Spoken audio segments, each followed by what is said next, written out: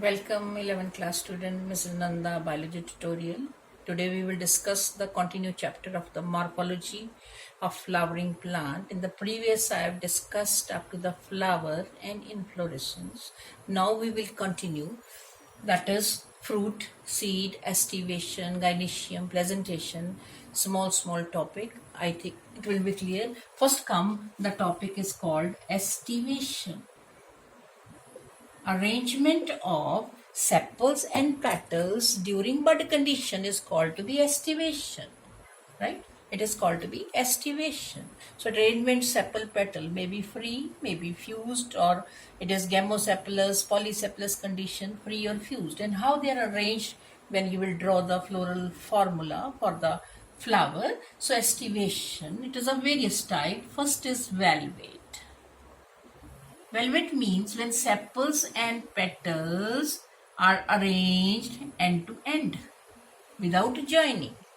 If joining, then we can show like this. But if they are without your joining, so condition is velvet condition or velvet aestivation. Example, calotropis. There are so many, but you have to learn according to NCERT. One example is for the paper. Second example, or second type is twisted aestivation arrangement. Twisted means when they show the one end is overlap second end. Suppose one like this, third inside like this. So this is the arrangement twisted. So that means in proper direction. In proper direction, that is called twisted aestivation, and example is China rose. Third condition is called imbricate.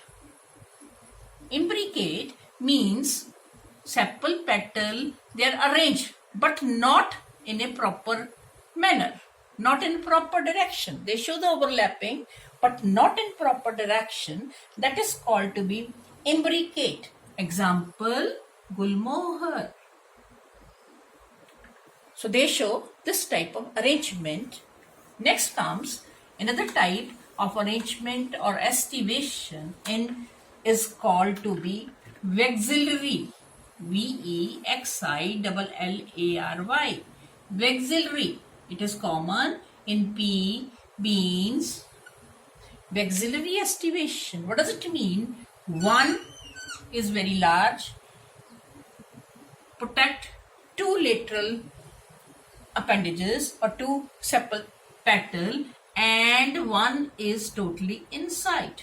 This is a special type of arrangement called vexillary, and it is common in legume or in pea, beans, etc. So it means, what is aestivation? 2 marks question can come in the paper. That means various type, maybe imbricate, maybe velvet, maybe twisted, maybe vexillary. That is the aestivation. Then continue up to the flower and leaf we have discussed inflorescence. Then come another part is called androecium, which is called to be male part. Consists of stamen and filament. It consists of stamen and filament. But the condition is vary in different plants. Sometimes these stamen, they are sterile. Then the condition or definition is called staminode. Staminode. Sometimes these stamens are free, sometimes filaments, they are free, they are fused. Those are so many conditions. Then come the condition. If the so many stamens, they are united together like this, they are fused and form a bunch or a bundle, then the condition is called monoadelphous. Adelphous. Mono or monoadelphous condition, when they are fused like this, MONOADELPH,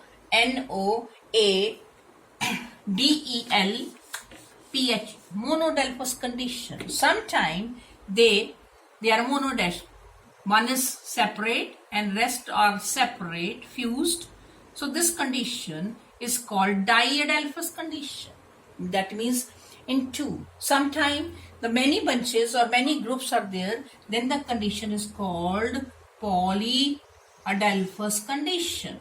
So it means it varies. Monodelphous, polydelphous. So monodelphous is common in case of China rose. Diadelphous condition in case of pea. Then polydelphous is common in case of citrus. So that means they show this type of condition, and this is called to be androecium. These are also another condition. If they are, suppose this is the petal and they are fused with the petal, then the condition is called epipetalous condition. If they are fused with the petals, epipetalous. Then example in brinjal. Sometimes sepal and petal are not there, but they are having perianth. What is perianth? Fused sepal petal in certain plants, especially in monocot. Then the stamens are fused with perianth. Then the condition is called epiphyllous. Then it is called epiphyllous. Example in case of lily. So it means androecium also, the definition given in NCERT, they are important for your NEET and for your board both. So it means aestivation subtopic. Then we have discussed the androecium. Then comes, as we discussed in previous, gynoecium, which is the female part. Further consists of the three structures: stigma, style, and ovary. And ovary having ovules. And ovules arrangement is called placentation. Where they are arranged? They are arranged on a cushion-shaped structure called placenta. So it means this placentation, arrangement of ovules in the ovary is placentation, and again it is of various types. So it is of various types condition, placentation, that is first called marginal, common in pea plant. That means the seeds, they are arranged on the margins in pea, as you observed. Seeds are present on the margins. Such placentation is called to be the marginal placentation. Next placentation is called axile. It means ovary. When we cut the transverse section of the ovary, then they show multilocular and there is a septa. So it means each having locule or having a ovule. Such placentation is called axile placentation. Example, China rose. Third condition is parietal. That means the ovules are present at their edges without any septa. So they are presented like this. Such condition is parietal placentation, and example is mustard, sarson. Then come free central. Next is free central. In this case, no septa, but the ovules are arranged in center. This condition is called to be free central placentation. Example is primrose, primrose. Next comes the condition is basal placentation. Means ovule, single ovule present at the base. Basal placentation, and it is called sunflower. Example in sunflower. So come to the point. Placentation of various types, maybe marginal, maybe parietal, maybe free central, maybe basal. So that means the arrangement of the ovules inside the ovary and arranged on the cushion is called to be placentation. Next subtopic, fruit. So ripened ovary. After the ripened ovary, fruit is formed. And fruit further without any fertilization is called parthenocarpic, or true fruits or false fruits. Parthenocarpic means if the fruit is from without fertilization, that is parthenocarpic fruit. True fruits are those which are formed from ovary, only ovary. False fruits are those in which other part of the ovary also take part in fruit formation. For example, Thalamus take part in the fruit formation, that is apple. In case of apple, then the fruit are of further various types: berries, pome, drupes. Berries means in which the outer fruit wall, which is called to be pericarp, and pericarp further divided into three: epi, meso, endo.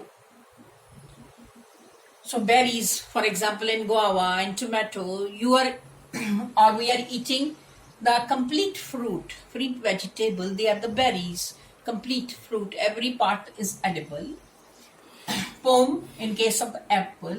Drupes, in which the endocarp becomes stony, single.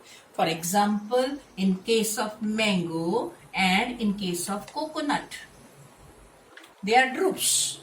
And the 5 mesocarp, question can be asked, what type of mesocarp in coconut? That is fibrous. So it means they are stony or drupes fruits. So what is fruit? Ripened ovary, then fruit formation occur. Then come the topic seed. What is seed? Ripened ovule. Ripened ovule is called seed.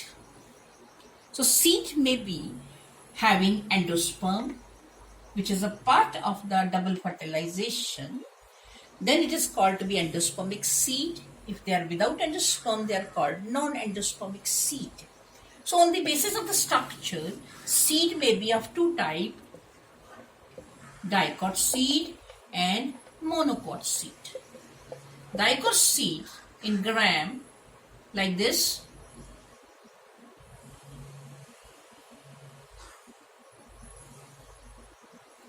In gram seed. So gram seed, the outer layer seed is now the pericarp convert into two seed coat, testa and tegmen. Rest, this is called to be the micropyle, pore-like structure. Micropyle. These are two called cotyledons. So two cotyledons. Then it means after their fruit or seed formation, rest of the structures, they are withered away, they are disappear of the flower, but the seed remain. But sometimes certain things are remain attached along with the seed and fruit formation. For example, in case of the brinjal, calyx remain intact like this. After the fruit or this vegetable, they remain intact. In pomegranate, anar, again the calyx remain, you remove it.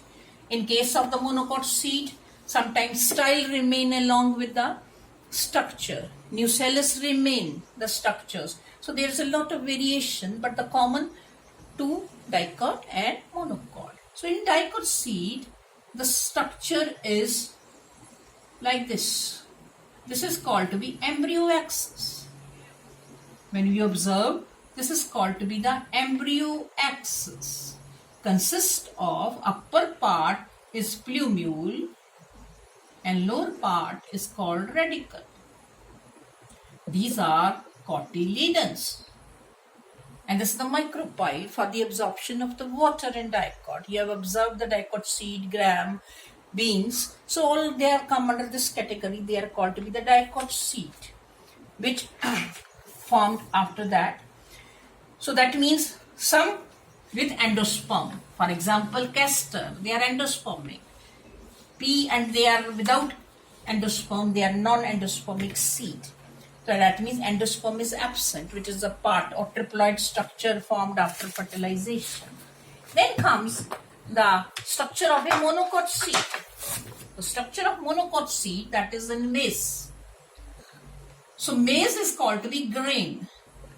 Always write grain, not fruit, because pericarp fused with testa and tegmen, which is called to be the seed coat. They are fused with these structures. So when we observe the corn or the structure, now see in case of the structure in the maize grain, See the seed. Now we will draw. This is called the internal structure. This is the outer structure. Clear?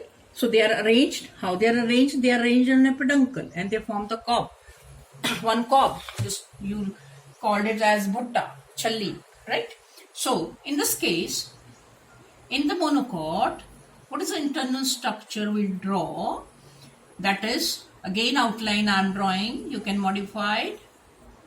Now, single cotyledon called scutellum. This is called endosperm. Now, radicle and plumule, two structures are protected by sheath. That is called to be upper and lower. Coleopatile, protect plumule. Coleorhiza, protect radicle. This is the embryo axis, scutellum, endosperm. Endosperm further protected or having a special layer or rich in protein, which is called to be alurone layer.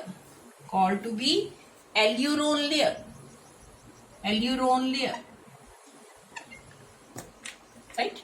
Then this structure, this is called to be epithelial tissue. It is called to be epithelial layer. Right? Scutellum, single. And they also having remains. There is a presence of remains of style. Here you label remains of style also. That means style remain along with the seed formation. So it means monocot seed, dicot seed, they having single cotyledon, double cotyledon and the structure. So that means the diagram can come, draw neat and label a diagram of this monocot seed, dicot seed. So then come to the, we have discussed already, if flower is actinomorphic, then this is the symbol. Bisexual, this is the symbol. If calyx K, corolla C, androecium A, gynoecium G. Suppose 5, calyx 5, like this. Free or fused? Fused bracket. Same 5, free or fused. Androecium, suppose 2 plus 4. 4 long, 2 short. Gynoecium 2, like this. Superior ovary. We have discussed in the epigynous, perigynous condition. I think the families you will learn up to here. The structure, I think it is clear, and the feature you can learn. Thank you.